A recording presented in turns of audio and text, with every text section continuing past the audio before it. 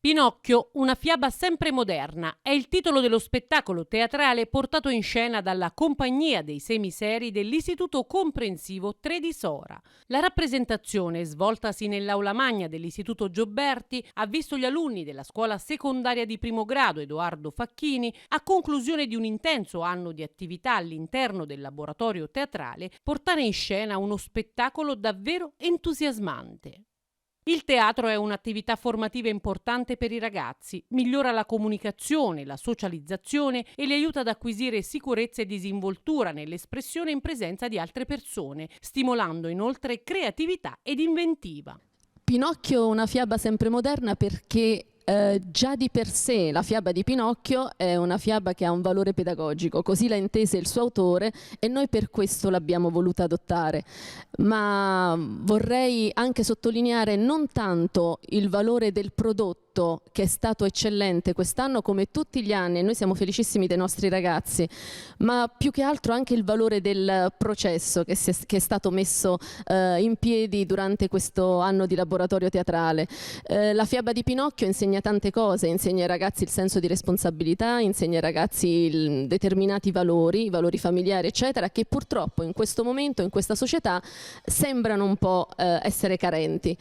Quindi i ragazzi, attraverso anche il divertimento, sono riusciti a metabolizzare dei principi fondamentali e noi di questo siamo estremamente felici. Un lavoro realizzato grazie alla disponibilità della dirigente scolastica Marcella Petricca e di tutto il gruppo di insegnanti del laboratorio teatrale.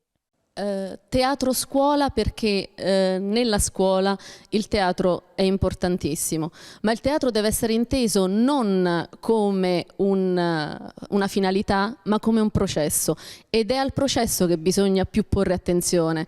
Il processo significa ciò che succede in itinere con i ragazzi, ciò che noi riusciamo ad ottenere, e quindi riuscire a farli dominare le proprie emozioni, a fare lavoro di gruppo, di squadra, a ottenere un prodotto comune.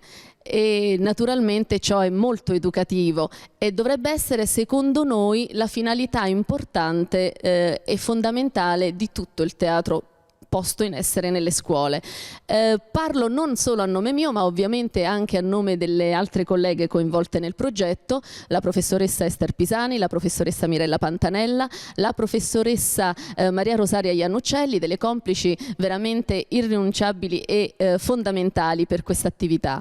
Il teatro, stavamo parlando di processo perché i ragazzi riescono per l'appunto a costruire qualcosa insieme e non vengono solamente spinti a dare quindi spettacolo di sé, a costruire qualcosa che sia fine a se stesso.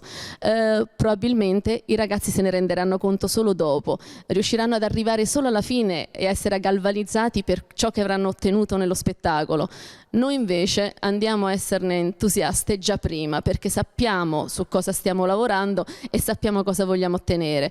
Al termine dello spettacolo teatrale, la consigliera delegata all'istruzione del Comune di Sora, Floriana De Donatis, ha portato i suoi saluti e i suoi complimenti a tutte le insegnanti e a tutti i ragazzi del laboratorio teatrale.